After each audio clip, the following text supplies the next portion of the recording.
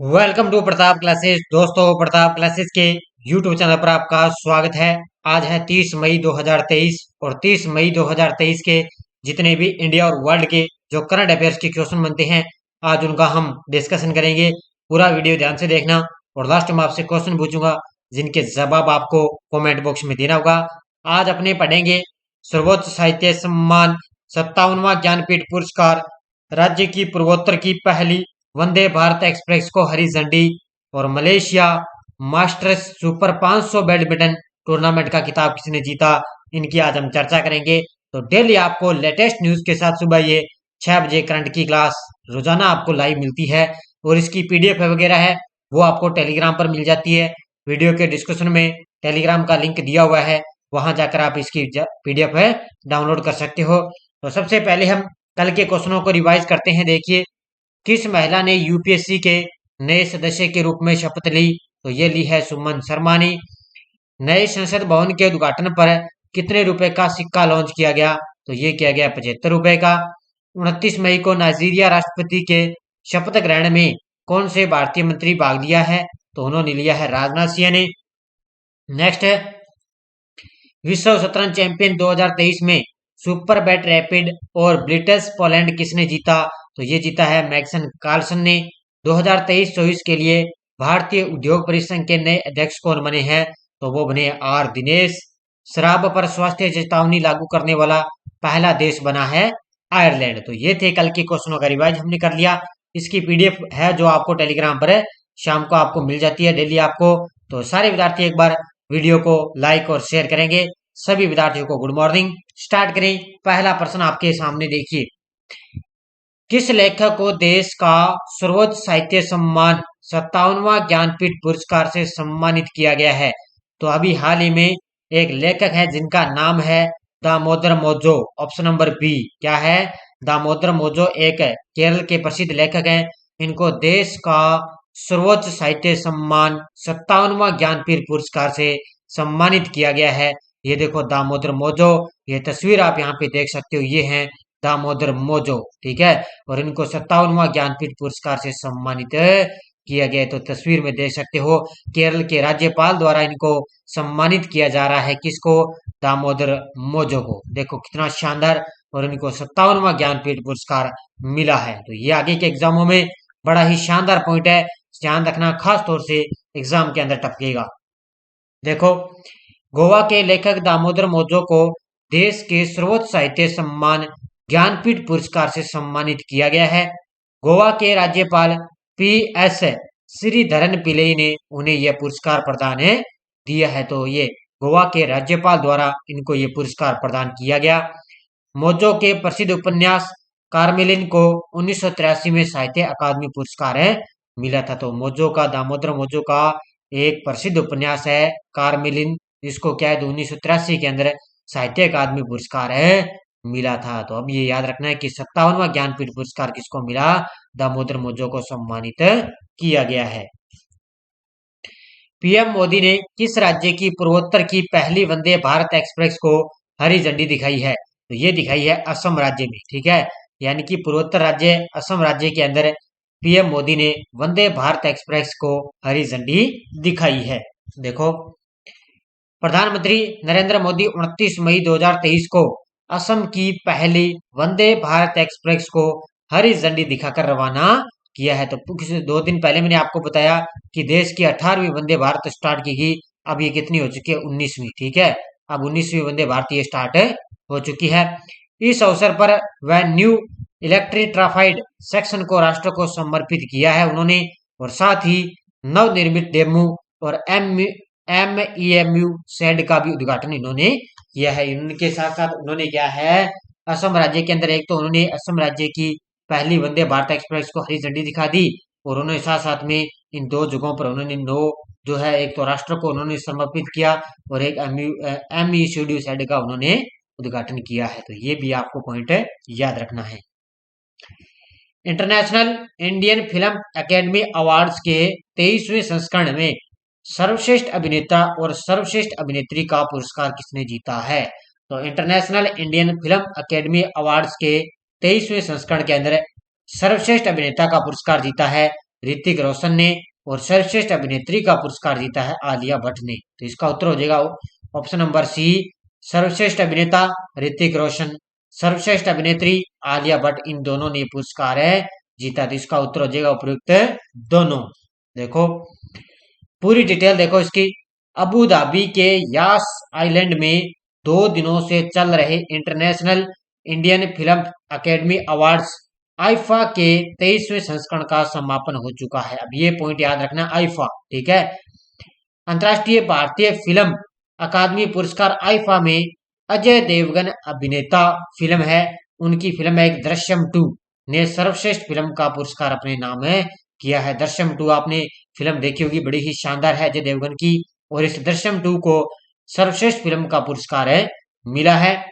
Film Vikram Vedha के लिए ऋतिक रोशन को सर्वश्रेष्ठ अभिनेता का पुरस्कार प्रदान किया गया और गंगूबाई काठियावाड़ी के लिए सर्वश्रेष्ठ अभिनेत्री का पुरस्कार आलिया भट्ट ने जीता है। तो ये भी पॉइंट आपको याद रखना है।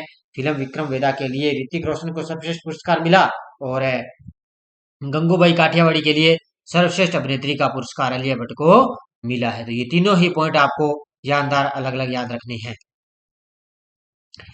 कांस फिल्म फेस्टिवल 2023 में crime drama anatomy of A fall को प्रतिष्ठित पाल्मे डियोर से किसे सम्मानित किया गया है? तो कांस फिल्म फेस्टिवल मैंने आपको कुछ दिन पहले भी बताया था।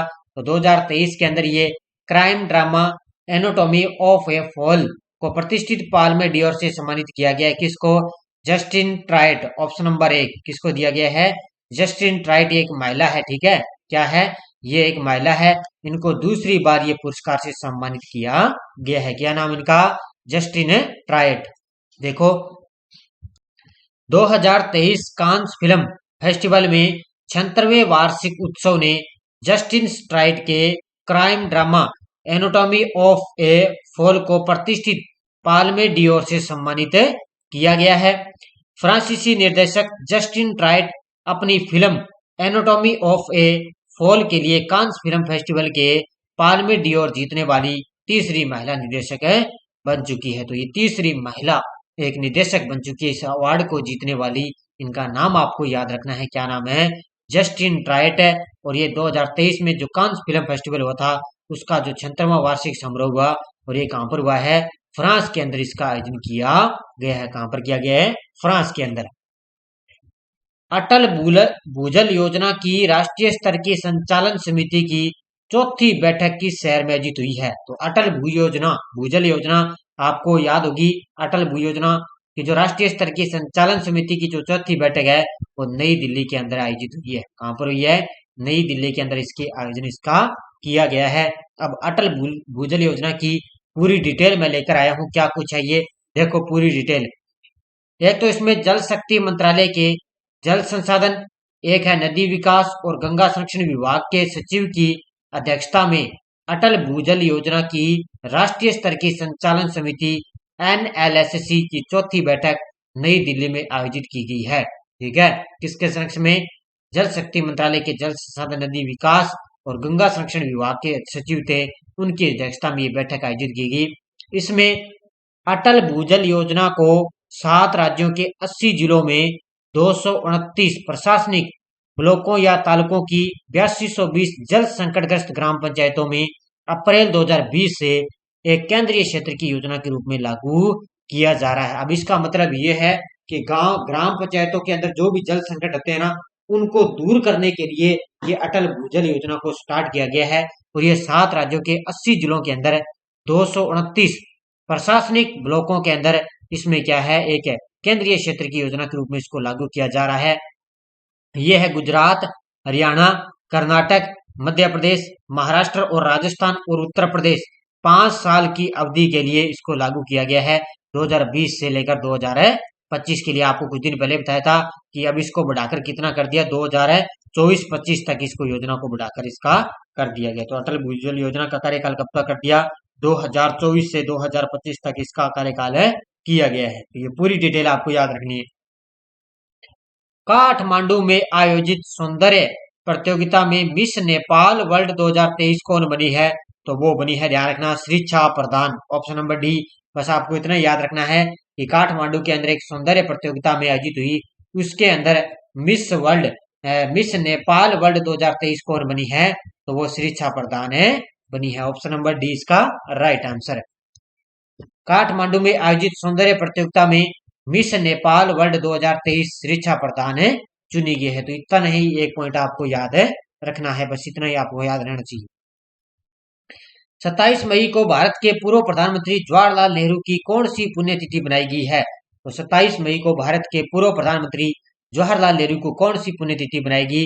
तो ये बनाएगी 59वीं। कौन सी बनाएगी है? 59वीं पुण्यतिथि बनाएगी। तो इसका उत्तर हो जाएगा ऑप्शन नंबर सी इसका करेक्ट आंसर। देखो, इस साल भारत के पूर्व प्रधानमंत्री जवाहरलाल नेहरू की 59वीं पुण्यतिथि बनाई गई है।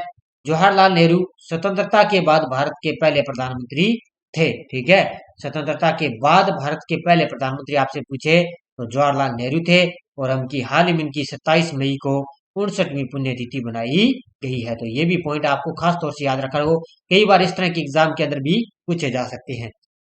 अब देखो नेक्स्ट क्वेश्चन आपके लिए, Malaysia masters super 500 badminton tournament का खिताब किसने जीता है? Malaysia masters super 500 badminton tournament का खिताब किसने जीता? ये जीता है एच.एस. पांडे ने। ऑप्शन नंबर ए, किसने जीता है? एच.एस. पांडे ने Malaysia masters super 500 badminton tournament का खिताब जीता है। देखो, ये है भारत के एच.एस. पांडे ने Malaysia masters super 500 badminton tournament के कड़े फाइनल मुकाबले में 3 गेम में चीन के हैं वैंग होंग यंग को हराकर अपना पहला BWF यानी कि मलेशिया मास्टर सुपर 500 विश्व टूर खिताब इन्होंने जीता है। किसने? भारत के एच.एस. पांडे ने खिताब जीता है। किसको हराया? चीन के वैंग होंग यंग को हराकर ये खिताब जीता है। यह नाम आपको याद रखना है, पूछा जा सकता है। एच.एस. पांडे ने खिताब जीता है। पीडीएफ आपको टेलीग्राम पर मिल जाती है। हमारे टेलीग्राम ग्रुप पे आप जाओगे तो वहां पे आप प्रताप क्लासेस सर्च करोगे तो हमारे टेलीग्राम ग्रुप को आप ज्वाइन कर सकते हो। लगभग 10,000 से प्लस हमारे साथ विद्यार्थी लगातार जुड़े हुए हैं। हमारी कोई भी सूचना, कोई भी लिंक है वो आपको टेलीग्राम पर मिल जाता है। और वीकली की जो पीडीएफ है वो मैंने आपको टेलीग्राम पर डाल दी। कल वाले जो पीडीएफ है, यानी कि आपको जो हर डेली मेरी क्लास आती है उसकी पीडीएफ भी आपको टेलीग्राम पर मिल जाती है। और जो शाम को मेरी 8 बजे क्लास आती है ना, उसकी भी पीडीएफ आपको टेलीग्राम पर मिल जाती है। अब देखो, पिछले वीडियो क्वेश्चन क्या था? पीएम ने देहरादून दिल्ली वंदे भारत एक्सप्रेस को हरी झंडी दिखाकर देश की कौन सी वंदे भारत एक्सप्रेस शुरू की है? तो ये की है 18वीं। और अभी आपको मैंने आज बताया अब देश की 19वीं वंदे भारत स्टार्ट हो चुकी है, यानी कि पूर्वोत्तर भारत के अंदर असम राज्य के अंदर स्टार्ट हो चुकी है। तो ये भी पॉइंट आपको याद रखना है। ऑप्शन नंबर सी, बहुत सारे विद्यार्थियों ने शानदार तरीके से जवाब दिए, उन सभी को हार्दिक शुभकामनाएं। अब देखो आपके लिए क्वेश्चन फॉर यू, हाल ही में कोपा इटालिया का 9वीं बार खिताब किस टीम ने जीता? बार्सिलोना, इंटर मिलान, शेष भारत, यूनाइटेड किंगडम। इसका जवाब आपको कमेंट बॉक्स में देना है। शानदार तरीके से आपको लगातार ये क्लास आपको कंटिन्यू मिल रही है। बड़ी उम्मीद के साथ, बड़े प्रयास के साथ मैं लगातार आपको क्लास लेकर आ रहा हूँ। और हमारे ऐप के अंदर जिस विद्यार्थी ने ये टेस्ट सीरीज ने ली है, भी सूचना सहायक विद्यार्थी की जो भी विद्यार्थी तैयारी कर रहा है उसके लिए हमने हमारे प्रताप क्लासेज ऐप के अंदर ये टेस्ट सीरीज चला रखी है।